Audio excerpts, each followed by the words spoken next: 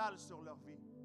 Alors, je pense que ça vaut la peine de se dire, Seigneur, merci pour l'opportunité de nous réunir, même si ce n'est pas dans notre maison habituelle, même si ce n'est pas là où on est à chaque fois. Dimanche prochain, on retourne à la même place. Amen. Est-ce qu'il y en a qui ont hâte? Moi, j'ai hâte, en tout cas. Mais chaque fois que Dieu nous donne le privilège de nous réunir, c'est toujours parce que Dieu veut nous bénir. Chaque fois qu'on est réunis, la parole dit, lorsque 2 ou 3 sont réunis en son nom, il est là. Et s'il est là, on peut oser croire que rien n'est impossible. Je ne sais pas quelles sont les impossibilités, quelles sont les situations que tu affrontes ou les choses que tu vis actuellement, mais laisse-moi te dire ceci. Si le facteur Dieu est absent, tu es laissé à toi-même, à ta bonne chance. Mais si Dieu est là, si la présence de Dieu est avec toi, la parole dit, ne jette pas de regard incertain sur ton futur parce que Dieu est avec toi. S'il est là, tu peux vivre certain, tu peux vivre dans la paix, tu peux vivre confiant que plus grand est celui qui est à l'intérieur de toi, que plus fort est celui qui est à l'intérieur de toi que celui qui est à l'extérieur. Et peu importe ce que tu affrontes, la victoire est imminente. La victoire est garantie au nom de Jésus. Peut-être tu fais face à un diagnostic, à une situation compliquée, à des choses complexes que des fois la vie peut mettre devant nous, mais laisse-moi te dire ceci, parce que Dieu est avec toi, tu vas en sortir plus que vainqueur. Le verset que j'ai donné un peu comme colonne pour cette série, c'est dans 3 Jean 1-2, qui disait, « Bien-aimé, je souhaite que tu prospères à tous égards et sois en bonne santé, comme prospère l'état de ton âme. » Bien-aimé, rappelez-vous lorsque Jésus a eu cette expérience-là du baptême. Qui sont ceux qui vont se faire baptiser dimanche prochain? Je peux voir les mains? Ah, let's go, ça va être une belle fête, let's go. Soyez fiers, soyez fiers. Lorsque Jésus a eu l'expérience du baptême, quelque chose de particulier s'est produit. Parce que la minute qu'il est descendu dans l'eau, et lorsqu'il est sorti, la parole dit que le ciel s'est ouvert. Que le ciel quoi? Que le ciel s'est ouvert. Et on a entendu la voix de Dieu. On a vu l'Esprit de Dieu descendre sur lui sous forme de colombe. Et tout le monde a entendu une voix qui disait, « Voici mon Fils, celui que j'aime. » Voici qui? Voici mon Fils, celui que j'aime. Lorsque l'ennemi est venu tenter Jésus, le chapitre qui suit, il lui a dit ceci, « Si tu es véritablement le Fils de Dieu, ordonne telle chose. » Quelle est la chose que l'ennemi a oublié de mentionner? Et quelle est cette chose-là que l'ennemi veut que nous tous ici, nous oublions? La voix disait, « Voici mon Fils, celui que j'aime. » Lorsque l'ennemi est venu lui parler, il lui a dit, « Si tu es le Fils. » Ce que l'ennemi a omis de dire, c'est, « Tu es celui que Dieu aime. Tu es le bien-aimé de Dieu. » Lorsque quelqu'un vit sa vie en sachant qu'il est le Fils de Dieu, mais il oublie que le titre de Fils de Dieu te donne accès à l'amour de Dieu, tu perds quelque chose. C'est pour ça que j'aime lorsque ça dit « bien-aimé ». À qui est-ce que Jean est en train d'adresser sa lettre? À l'Église. Il n'est pas en train d'adresser la lettre de façon évangélique à des personnes qui ne connaissent pas Dieu. Il adresse la lettre à l'Église et il lui dit, « Église, n'oubliez pas que Dieu vous aime. N'oubliez pas que Dieu vous aime et qu'il souhaite que vous prospériez à tous égards et que vous soyez en bonne santé, comme prospère l'état de notre âme. » Un des privilèges les plus importants qu'un homme, une femme de Dieu, un enfant de Dieu reçoit, c'est la plénitude de l'amour de Dieu. Et lorsque nous savons que nous sommes aimés par lui, c'est plus simple de s'approcher. Est-ce qu'il y en a qui ont des enfants ici? Vous savez bien que lorsque vient le temps, des fois, de chicaner un peu nos enfants, les enfants ont tendance à s'isoler. Pour quelle raison?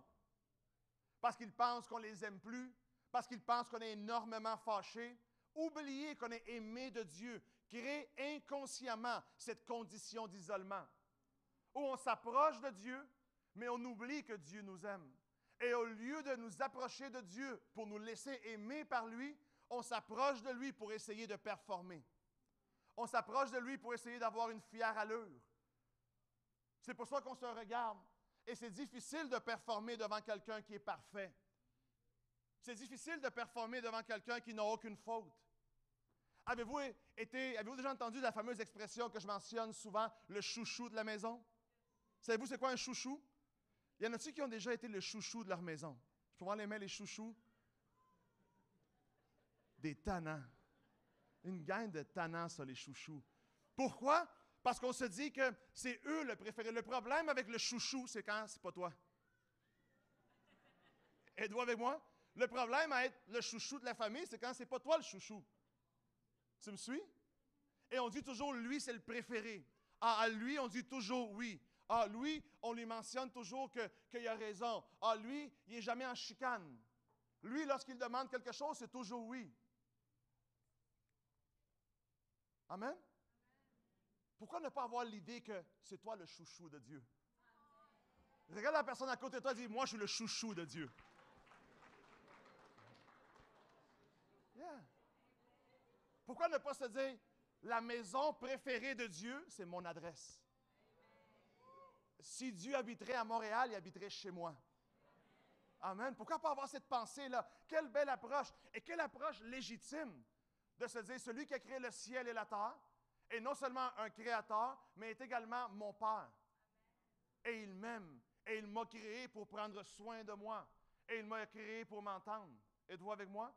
Rappelez-vous que dans cette série-ci, la semaine dernière, j'ai introduit l'idée que Dieu a mis à l'intérieur de nous des semences de grandeur, que Dieu a mis à l'intérieur de nous des promesses, que Dieu a mis à l'intérieur de nous une destinée plus grande que celle que nous sommes capables de voir. Et rappelez-vous que je mentionnais l'histoire de David, où le prophète devait arriver dans la maison du père de David et de Wayne, le prochain roi. Et ils ont choisi tout le monde sauf David. Personne ne voyait que ce jeune homme-là allait être le prochain roi. Personne ne voyait qu'à l'intérieur d'un jeune serviteur, d'un jeune de 17 ans, le prochain roi de la nation y était. Mais Dieu le voyait, parce qu'il avait mis en lui des choses incroyables. Nous ignorons souvent, lorsqu'on est déconnecté de Dieu, ou lorsqu'on n'est pas près de Dieu avec cette optique-là, quelles sont les choses que Dieu a mis à l'intérieur de nous. Quelles sont les semences? Est-ce que ça vous est déjà arrivé d'essayer quelque chose et tout d'un coup, vous vous trouvez bon? Oui? Pratiquer un sport, essayer de chanter, faire un dessin, et là, tout d'un coup, vous vous dites, « Ah, j'avais un talent caché. » Laissez-moi vous dire ceci, à l'intérieur de vous, il y a une destinée cachée.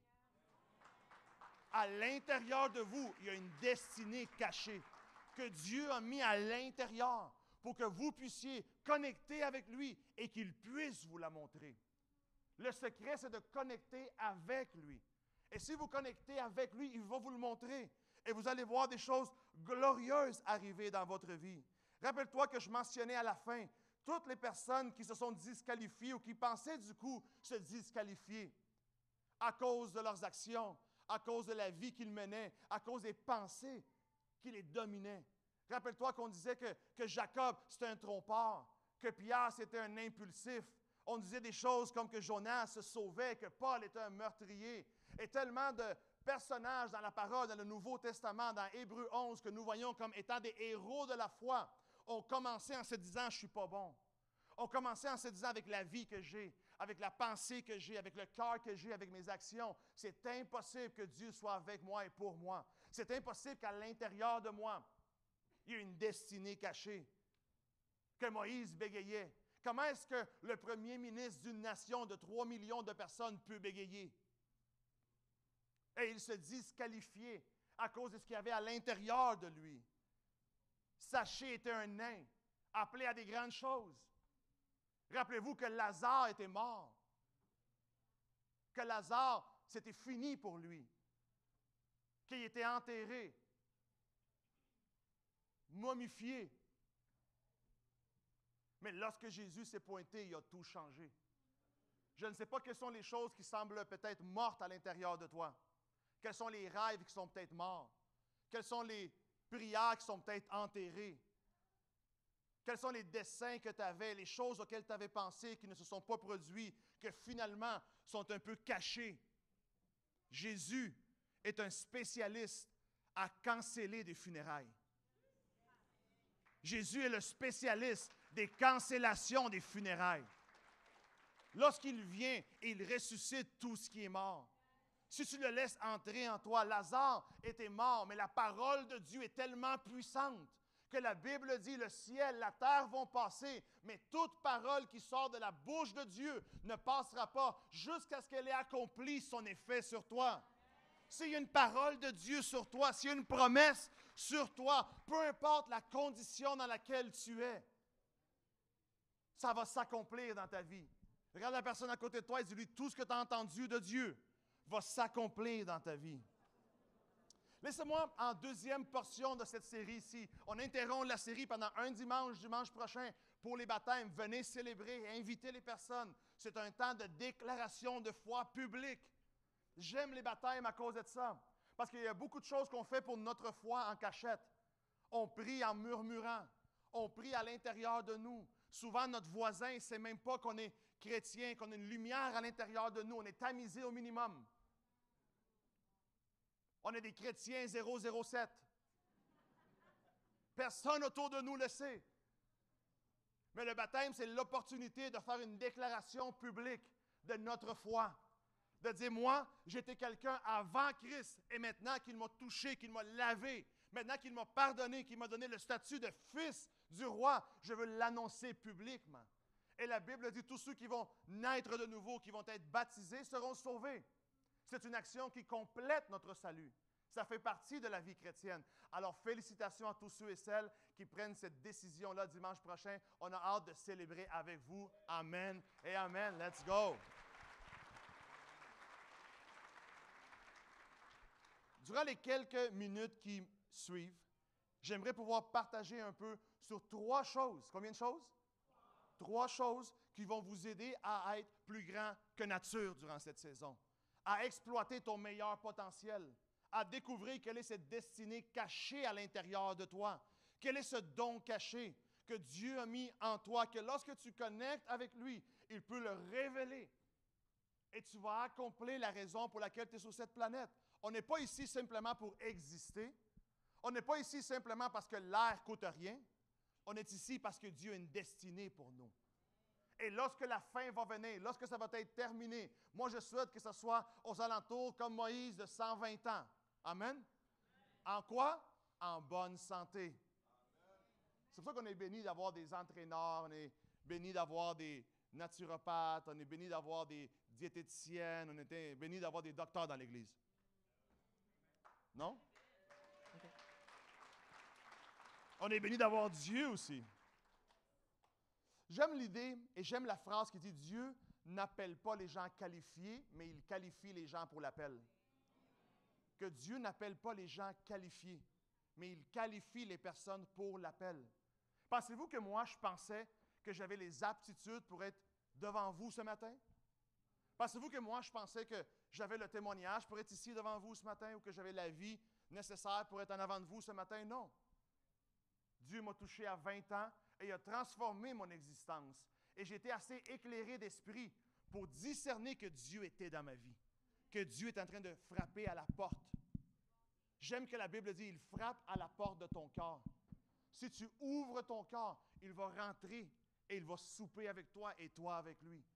Et ta vie va être changée. Imagine une conversation avec celui qui a tout créé. On rencontre l'histoire d'un homme un jour qui se promenait dans l'autoroute et sa voiture est tombée en panne. Et ils essayaient de faire quelque chose, essayaient de la démarrer, de pouvoir se rendre à destination, de pouvoir arriver au rendez-vous. Et tout d'un coup, un véhicule de luxe, une limousine incroyable, une belle Rolls-Royce se parque à côté de lui, passe en avant, ralentit. On descend la fenêtre. Et la personne regarde la voiture. Et il voit que le gars a la tête dans le capot et qu'il se tient la tête. Et il voit qu'il y a une femme à côté qui ne fait rien. Et qui est juste en train de dire, ça marche-tu ce char-là? Il va-tu marcher ce char-là? Et la personne débarque de la limousine. Et il s'approche du capot. Et il regarde le moteur. Et il rentre les doigts à l'intérieur. Et il touche à certains éléments. Et il dit à la femme, pars le char. Et lorsqu'elle part le char démarre. La personne dans la limousine, son nom, c'était Henry Ford. Et la voiture en panne, c'est une Ford. Personne n'est capable de résoudre le problème ou l'énigme de la vie mieux que celui qui a créé la vie. Personne n'est capable de faire dans notre vie mieux que celui qui nous a créés. Amen. Alors préparez-vous à entendre un peu les choses que Dieu mentionne. Si nous voulons voir dans notre vie, ou durant ce mois-ci, une expression meilleure, si nous voulons voir à l'intérieur de notre vie ce que Dieu a préparé pour nous, la première chose qu'il faut faire pour réveiller toutes les semences, pour vivre un résultat plus grand que nature, il faut se planter dans la maison de Dieu. Il faut se planter où? Dans la maison de Dieu. Il y a trop de gens que, des fois, malheureusement, vivent une vie chrétienne comme des lécheurs de vitrines. Avez-vous déjà léché des vitrines? Êtes-vous déjà allé dans les magasins? Il y a beaucoup qui ont été au Royal-Mont dernièrement, au nouveau magasin. I know you guys, let's go. Lécher des vitrines, aller dans un centre d'achat pour rien acheter. On n'est pas appelé à ouvrir la Bible pour rien recevoir.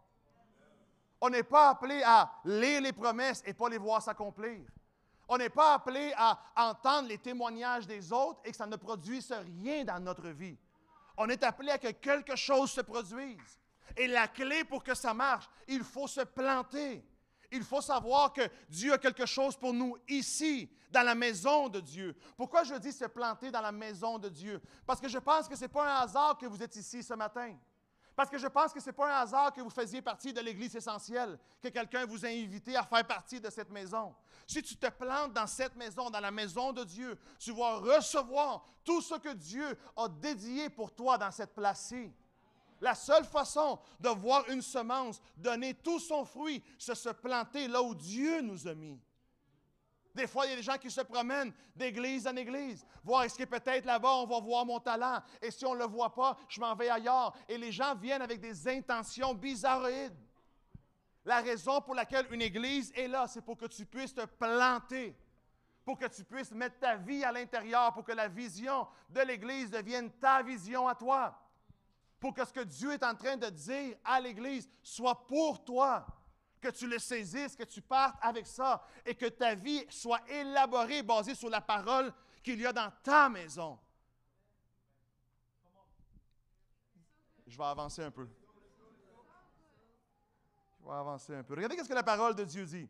Prendre la décision de se planter dans la maison va me donner le potentiel pour que la semence développe. Amen. Me planter dans la maison va me donner tout le carburant nécessaire pour que la parole de la saison s'accomplisse. Moi, je le sais lorsque j'annonce une parole. Je sais lorsque j'annonce une série. Lorsque je sais que quelque chose va se produire et je l'annonce à l'Église. Et les gens viennent me voir. Je sais quels sont le genre de personnes qui viennent me voir avec un témoignage. Il y a des personnes qui m'appellent « Hey, quand tu as dit ceci, je l'ai vu dans ma vie. » Ah, quand tu as annoncé telle chose, le mardi, le mercredi, le jeudi qui a suivi, j'ai vu une opportunité venir. Ah, lorsque tu as annoncé telle chose, j'ai vu que Dieu a commencé à agir dans ce sens-là dans ma vie. Et le dénominateur commun de ces histoires-là, c'est que c'est du monde qui sont plantés. Ce n'est pas seulement des écouteurs de messages. C'est des gens plantés dans la parole, plantés dans la maison. Et eux voient une différence dans leur vie. Pourquoi? Parce qu'ils sont plantés. Seulement les gens plantés voient leur vie grandir et leur vie fleurir. Si tu viens, c'est pour ça que j'ai dit tantôt, si tu viens seulement entendre un autre bon message, ce n'est pas suffisant. Mais si tu es venu te planter à l'intérieur de ce que Dieu est en train de faire, tu vas voir la gloire de Dieu dans ta vie. Si tu veux te planter dans la maison de Dieu, tu vas hériter tout ce que la maison de Dieu transporte. Moi, je suis convaincu que Dieu vous a placé à la bonne place. Regardez ce que la parole dit dans le psaume 92, au verset 13, 14 et 15. 3 versets. Combien de versets? Celui qui obéit à Dieu grandit comme un palmier. Il se développe comme un cèdre du Liban. Il est planté dans la maison du Seigneur et il pousse dans les cours du temple de notre Dieu. Quand il devient vieux, il porte encore des fruits. Il reste plein de sève et ses feuilles sont toujours vertes. J'aime que ça dit, quand il est planté dans la maison de Dieu, il pousse. Si tu veux que ta vie pousse, si tu veux que quelque chose grandisse, si tu veux voir ta vie verdir, prends cette décision-là de porter du fruit. Prends cette décision-là de te planter dans la maison essentielle et de recevoir tout ce que Dieu a pour toi. Les plus grands arbres portent des fruits immenses parce qu'ils développent des racines profondes. Si tu veux te planter, développe des racines dans la maison. Commence à être utile dans la maison. Commence à prier pour la maison. Commence à prier pour l'équipe de la maison. Commence à recevoir le même esprit qu'il y a dans cette maison-là. Lorsque tu approfondis dans tes racines, tes fruits deviennent plus grands. Si tu n'es pas satisfait avec la grandeur de ton résultat, enracine-toi plus. Prie plus. Cherche Dieu plus. Cherche à aider plus. Cherche à comprendre plus. Cherche à aller dans une clique. Cherche à faire partie d'une semaine de connexion. Cherche à aller à une soirée essentielle. Cherche à aller à une rencontre essentielle. Cherche à faire partie du collège essentiel. De grandir dans ce que Dieu a pour toi. Développe des racines et vois ta vie grandir là où Dieu t'a placé. C'est impossible de voir une plante développer son plein potentiel si on la change de peau à chaque semaine. C'est impossible qu'une plante développe son plein potentiel si on la change de peau à chaque mois ou à chaque année. Si tu veux que ta vie fleurisse, sois planté. Mets ton cœur à l'intérieur. Mets tes pensées à l'intérieur. Et tu n'as pas besoin de tout comprendre le processus, tu as juste besoin d'être là. Penses-tu que la semence comprend ce qui se passe? Penses-tu que la semence comprend qu'elle doit exploser à l'intérieur de la terre? Qu'elle doit se dénaturer pour prendre une nouvelle forme? C'est pour ça que la Bible dit, en Christ, je suis une nouvelle créature. Parce que mes choses anciennes sont passées et maintenant je deviens une nouvelle personne. La Bible dit des choses comme tel l'homme pense, tel il est. Le résultat de ta vie aujourd'hui, c'est l'accumulation de tes pensées, l'accumulation de tes actions. Mais si tu laisses le Seigneur changer ton histoire, si tu laisses Dieu te planter à l'intérieur de cette maison, tu vas voir une saison plus grande que nature s'accomplir dans ta vie. La grandeur que Dieu t'a réservée, cette destinée secrète, ce don secret qu'il y a à l'intérieur peut seulement se révéler lorsque tu es planté à quelque part. Il y a des années en arrière, il y a à peu près 2 ans et demi, lorsque Dieu nous a parlé à ma femme et moi de lancer cette église, d'être une nouvelle maison pour cette ville, nous nous sommes plantés dans ce que Dieu nous avait dit. Et parce que nous nous sommes plantés dans ce que Dieu nous a montré, dans la vision que Dieu nous a enseignée, pas à temps partiel, pas seulement une fin de semaine sur 2, pas une semaine partagée, mais à plein temps.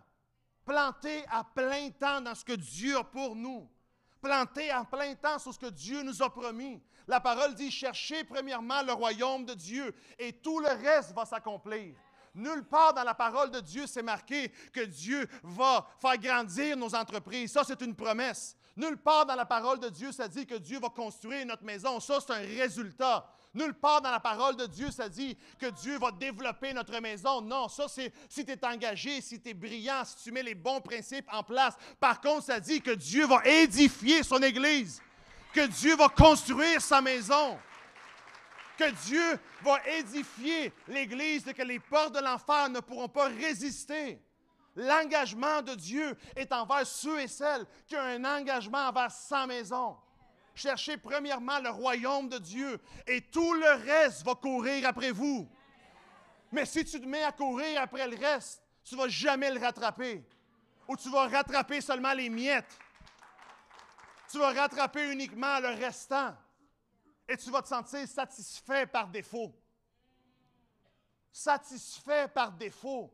Comment se fait-il que je peux être satisfait avec une version de moi de base? C'est seulement ceux et celles qui sont capables de fermer leurs yeux, de voir l'Esprit de Dieu leur montrer à l'intérieur de eux tout ce que Dieu a préparé pour eux. L'Esprit Saint était présent lorsque Dieu a préparé une vie, une destinée glorieuse pour toi. Et c'est uniquement en relation avec lui que nous sommes capables de voir ce que Dieu a préparé pour nous. Les gens qui passent à côté de ce contact-là avec Dieu perdent l'essence globale de leur vie. Tu as simplement une petite arôme au lieu d'avoir le parfum réel.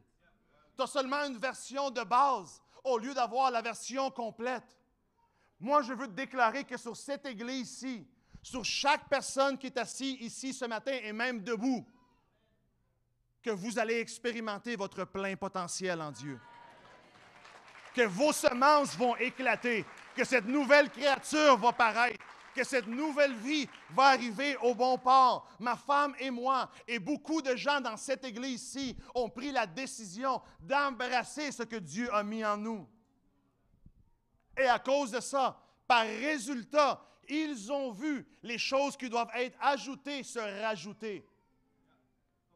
Comme résultat, ils ont vu les prières répondues, les rêves s'accomplir, les opportunités venir, des nouvelles avenues s'ouvrir. Ils ont frappé et la porte s'est ouverte. Ils ont cherché et ils ont trouvé. Ils ont demandé et ils ont reçu. Pourquoi? Parce que premièrement, ils ont cherché à se planter dans la maison de Dieu. La première chose en premier, mes amis. La quoi? Les premières choses en premier. Commençons par les premières choses. Soyons plantés et voyons Dieu nous faire rentrer dans ce processus-ci. La semence dans ta main ne produit rien. Une semence dans ta main est remplie de rêves, remplie de potentiel, remplie de prochaines opportunités, remplie de bons fruits peut-être. Mais dans ta main, rien ne peut se manifester. C'est seulement lorsque tu es planté. Lorsque tu es planté, c'est là que tu vois la gloire de Dieu. Êtes-vous avec moi? Le résultat va toujours être un réveil dans notre vie. Un résultat de Dieu. Watch out! Lorsque Dieu dit oui. Lorsque Dieu dit oui, c'est bon. Oui, tu fais les choses correctement. C'est pour ça que la Bible dit, bien-aimés, je souhaite que vous soyez prospères. Je souhaite que vous soyez en bonne santé, comme prospère l'état de votre âme. Le verset est écrit à l'envers. Le verset est écrit à l'envers pour que les gens qui aiment les choses profondes soient rassasiés. Le verset devrait dire des choses comme « Lorsque ton âme sera prospère, ta vie sera prospère.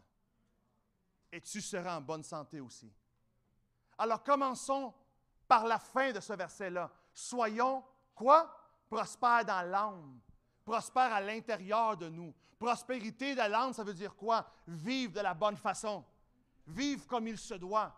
Vivre dans la bonne condition. Sachant que je cherche premièrement Dieu. Et ensuite, le reste va suivre. La deuxième chose que je vois, que je pense, ça va vous aider à pouvoir développer votre plein potentiel et arriver à la fin de cette saison-ci en étant une version meilleure de vous-même, c'est vivez une vie de service.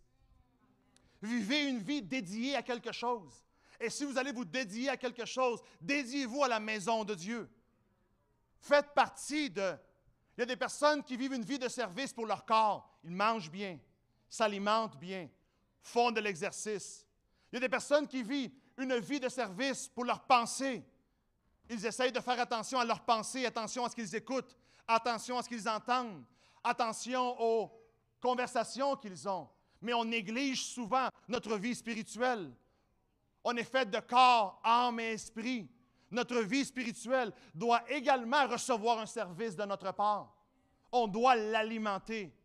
On doit en prendre soin. On doit la connecter à la source qui est Dieu. Une vie de service fait toute la différence. Dis avec moi, une vie de service vit toute la différence. Dans le chapitre 16 de Samuel 1, on voit que David est oint comme un roi.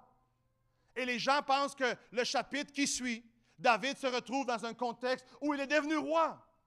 Mais l'histoire raconte que le chapitre qui suit, David est encore un berger. David est encore au service de sa famille. David est encore au service du bétail de son père. Et l'histoire raconte qu'un problème arrive, qu'une guerre se déclare, qu'un dénommé Goliath, un géant, vient contre Israël et que l'armée d'Israël est terrorisée par Goliath. Terrorisée par cet homme-là, ce paladin de combat, et que personne ne veut l'affronter. Maintenant, le père de David sait que ses autres enfants font partie de l'armée et il se fait du souci pour eux. Alors il prépare un dîner et il appelle David et il dit, David, j'ai préparé un lunch pour tes frères. Imaginez ceci, si vous manquez cette portion, vous manquez mon point. Il a préparé un lunch. Un quoi? Une boîte à lunch. Et il a dit, David, pogne cette boîte à lunch et va la porter à tes frères. Et lorsqu'il arrive devant le combat, il voit la scène. Il voit David qui menace Israël et que personne ne le craint de l'affronter. Et David s'est dit, moi, je connais le Dieu qui est à l'intérieur de moi. Parce que David, dans le jardin, savait toucher à la présence de Dieu. David, dans le jardin, était planté en Dieu. Alors, lorsqu'il est arrivé et il a entendu une menace contre la maison de Dieu, il a dit, je connais mon Dieu. Attention de ceux et celles qui sont toujours en train d'essayer de combattre au nom de Dieu sans Dieu. Pourquoi je dis au nom de Dieu sans Dieu? Parce qu'il y a des gens qui sont en train de combattre pour des choses pour lesquelles Christ a déjà payé. Il y a des gens en train de combattre pour leur vie des choses que Christ a déjà accomplies. Qu'au lieu de combattre, ce que tu dois faire, c'est les recevoir. Alors David se dit, moi, je vais aller le combattre, parce que plus fort est celui qui est à l'intérieur de moi que celui qui est à l'extérieur. Et le roi Saül, terrorisé, le regarde et il dit, au moins, il y a quelqu'un ici qui est capable d'affronter les ennemis. Laissez-moi vous dire ceci, il n'y a aucun ennemi trop fort. Il y a seulement des pensées qui ignorent. Il n'y a aucune chose qui s'élève contre vous que vous ne pouvez vaincre. Parce que la Bible dit que si ça viendrait contre vous et vous n'auriez pas le nécessaire pour le vaincre, Dieu l'aurait empêché. Alors toutes les choses que vous vivez ne sont pas appelées à vous noyer. Dieu a déjà mis en vous le nécessaire pour pouvoir combattre et avoir les victoires. Maintenant, Saül accepte la requête de David et il dit, David, prends mon armure. Et il met sur David l'armure de David. Et David dit, cette armure est trop grande pour moi. C'est impossible. Et moi, je dis toujours que c'est impossible d'avoir nos victoires avec la foi de quelqu'un d'autre. Que c'est impossible de combattre nos combats avec la promesse d'un autre. C'est impossible d'avoir des victoires avec le Dieu de mon voisin. Il faut que le Dieu de mon voisin soit mon Dieu à moi aussi. Et là, j'ai le nécessaire pour aller de l'avant. Alors, on lui enlève l'armure. Et David prend 5 petites pierres et une fronde, comme s'en allant jouer contre l'ennemi. Quelqu'un qui sait qui est avec lui n'a pas peur de celui qui est vaincu dehors.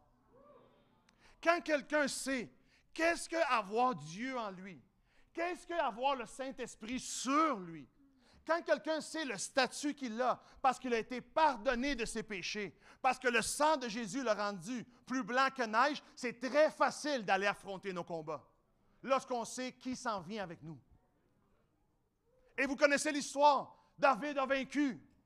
Et lorsque David a vaincu, ça lui a donné quoi? Un plancher, pour que maintenant les gens voient qu'à l'intérieur de lui, il y a quelque chose d'énorme.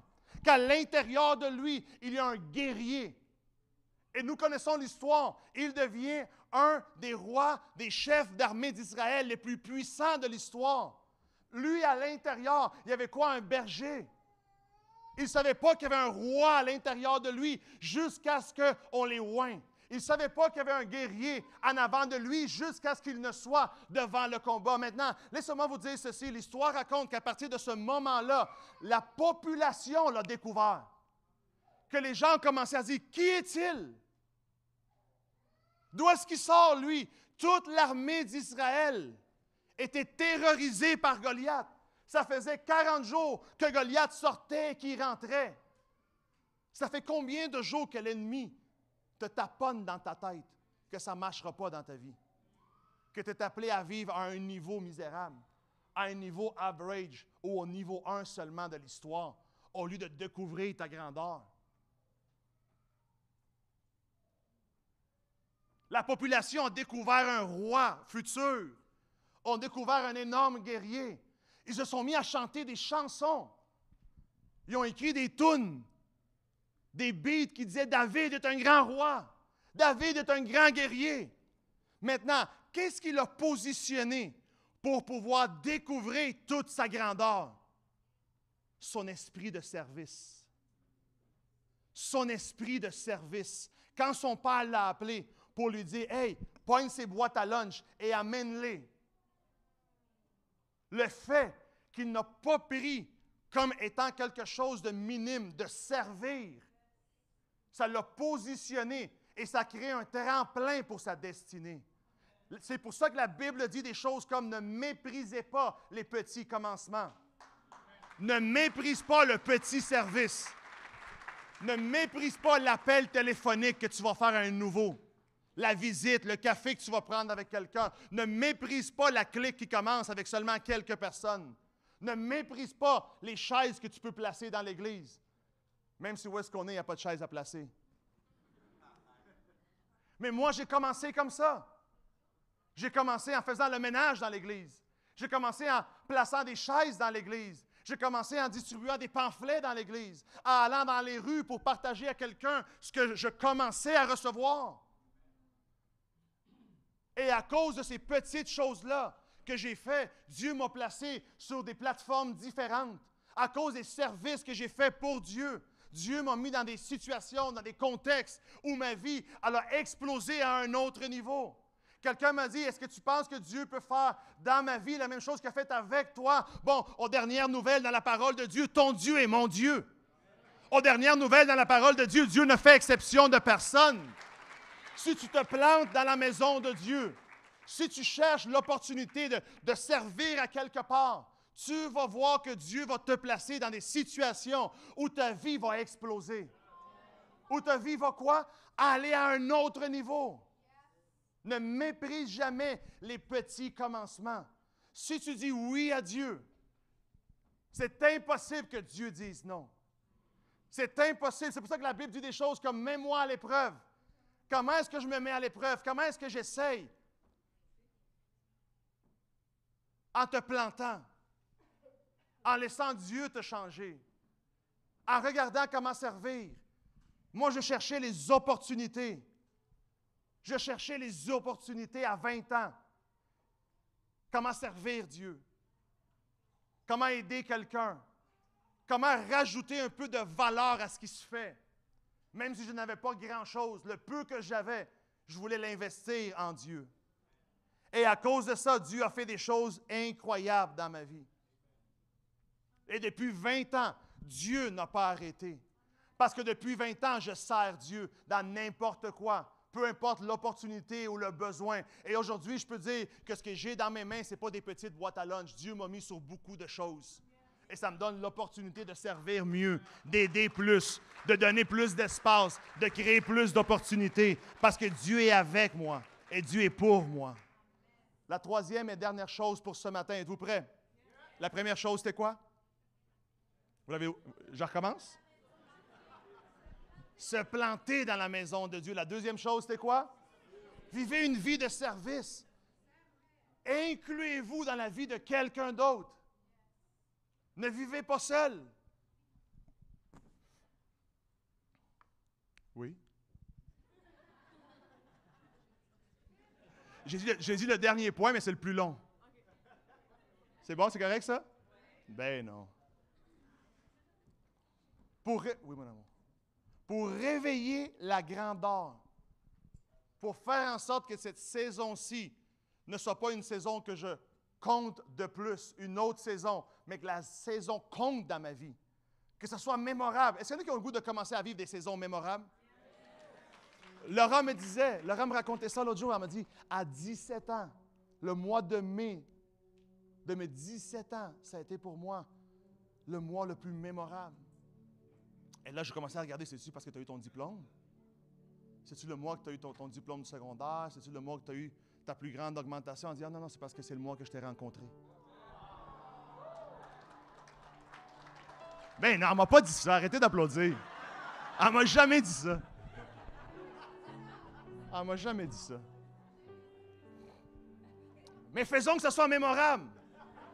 Faisons au moins que ce mois-ci, octobre 2024, soit mémorable pour nous.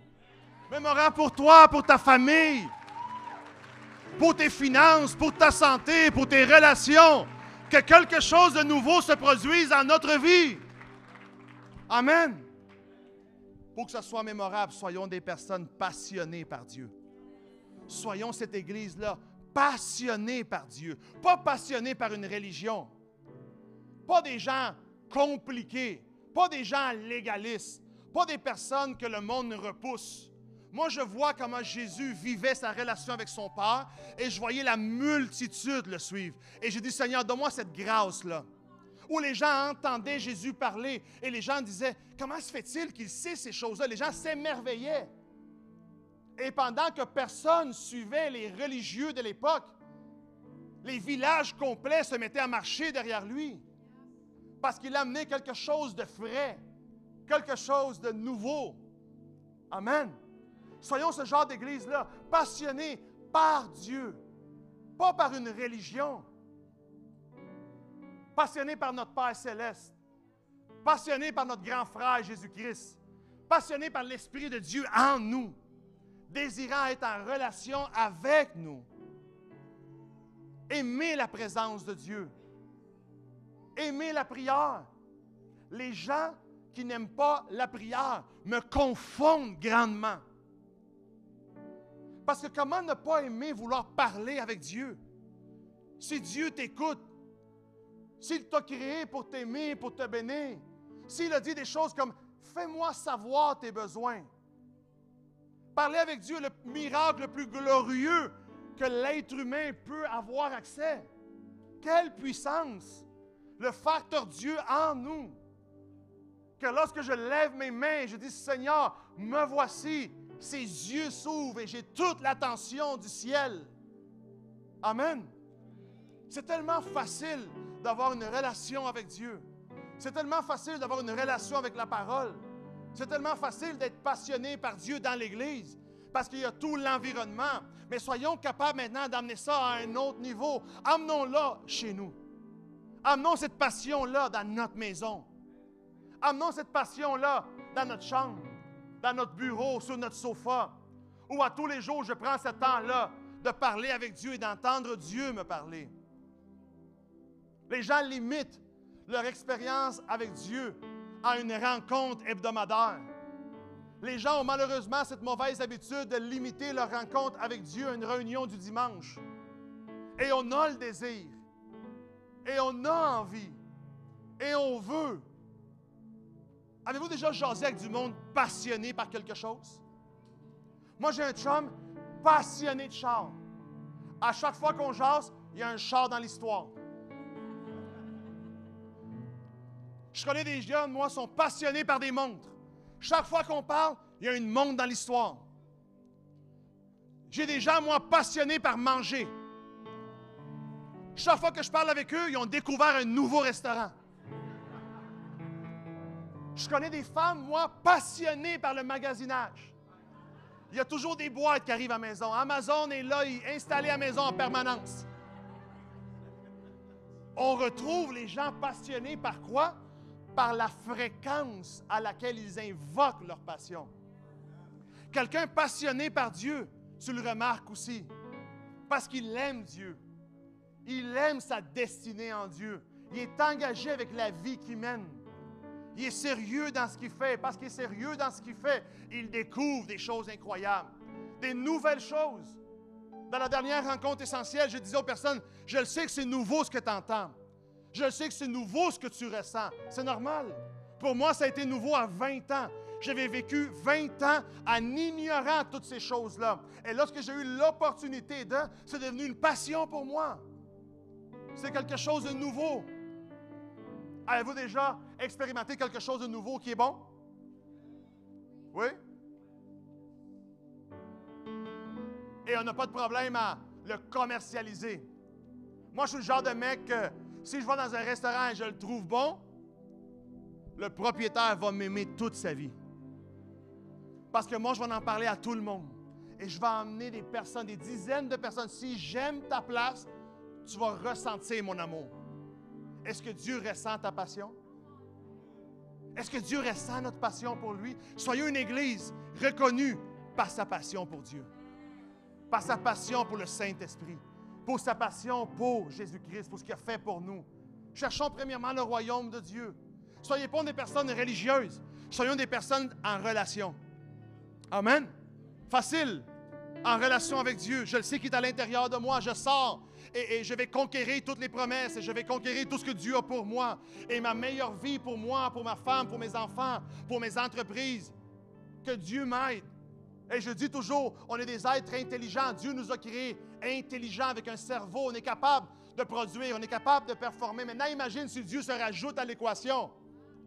Imagine. Peut-être ça va très bien dans ta vie. Avec Dieu, ça va aller mieux. Peut-être c'est compliqué aujourd'hui. Avec Dieu, tu vas avoir des options. Peut-être c'est difficile. Avec Dieu, il y a des solutions. Amen. Amen. Un seul chemin. Un seul chemin peut nous faire entrer dans cette vie-là. La Bible dit que Jésus-Christ est le chemin, la vérité et la vie et que personne ne peut découvrir sa destinée si ce n'est par lui. Que personne ne peut arriver vers Dieu si ce n'est à travers lui. Amen. Un seul chemin simple, un seul chemin. Dieu a fait un seul chemin pour aider les femmes. C'est un verset très féministe. C'est vrai. Parce que nous, les hommes, avec un chemin, c'est bon pour nous. Les femmes, ça peut être compliqué. Ça peut être plus long. Ils vont y arriver, mais c'est plus long. C'est pour ça que Dieu t'a fait un chemin, chérie. S'il y aurait beaucoup de chemins pour arriver au ciel, ma femme serait arrivée, mais en retard. Parce qu'il y en a juste un, on est là prêt à temps. Amen? Oui ou non? Je ne sais pas si vous êtes pareil que moi, mais c'est-tu le fun que c'est une option, pas 50? Quand quelqu'un te dit pige, pige, tu as trop d'options de te tromper. Ça a à voir aussi avec la passion que Dieu a pour toi. Où il voulait être certain que tu te rendes.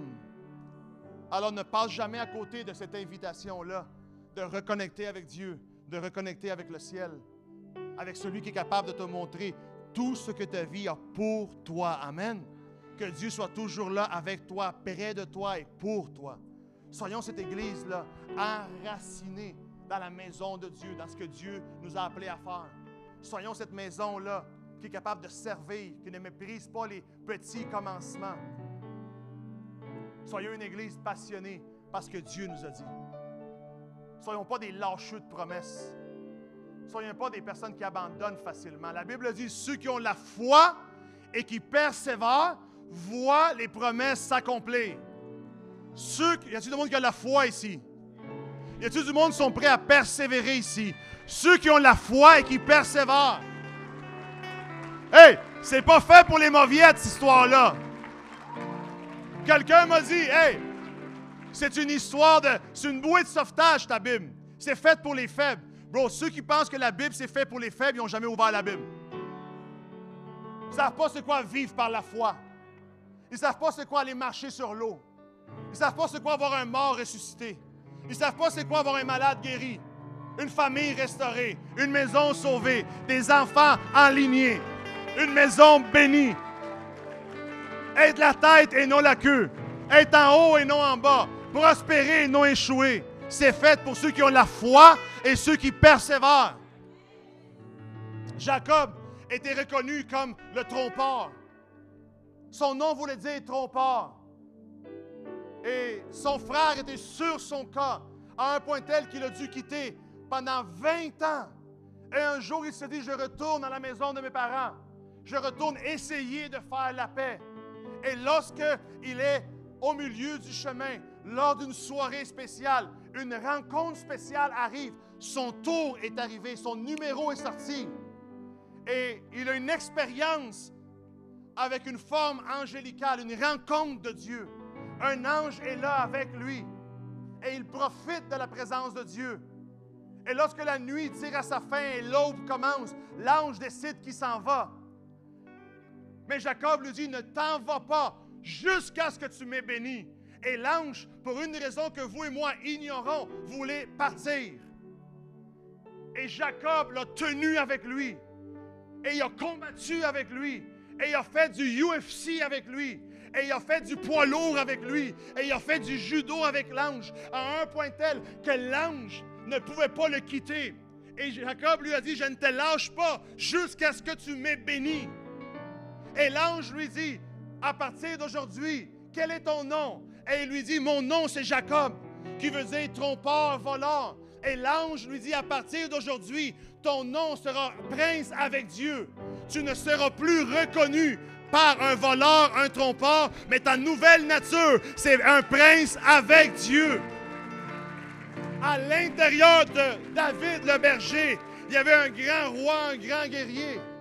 À l'intérieur de Jacob, le voleur, le trompeur, il y avait un prince. À l'intérieur de Saul, il y avait un Paul. À l'intérieur de Simon, il y avait un Pierre. À l'intérieur de toi, il y a une destinée glorieuse que tu peux seulement découvrir grâce à Dieu. Grâce à Dieu, amen. Permettez-moi de faire une prière pour vous ce matin. Et laissez-moi vous dire ceci. Il y a des gens que durant cette soirée, cette nuit même, vous allez avoir des rêves. Vous allez avoir des songes. Parce que le Saint-Esprit va commencer à éveiller des choses dans votre vie. La Bible dit, lorsque l'Esprit de Dieu viendra, il vous montrera par songe, par rêve, par des visions, ce que Dieu a préparé pour vous. Il y a des personnes ici, vous êtes prêts, vous êtes sur le bord d'assister au meilleur film de votre vie. Votre vie, votre film, votre histoire, votre Dieu, votre chapitre, votre saison, maintenant. Tantôt, on disait que la seule façon de reconnecter avec Dieu, c'est à travers une simple prière, d'inclure Jésus dans notre vie. Alors moi, j'aimerais savoir la main de ceux et celles ce matin qui nous visitent pour la première fois aujourd'hui dans cette salle-ci, Omni. Je peux voir les mains de ce côté-là? Je peux voir les mains? OK. De ce côté-là, merci, merci. Félicitations, merci, merci. Une bonne main d'applaudissement.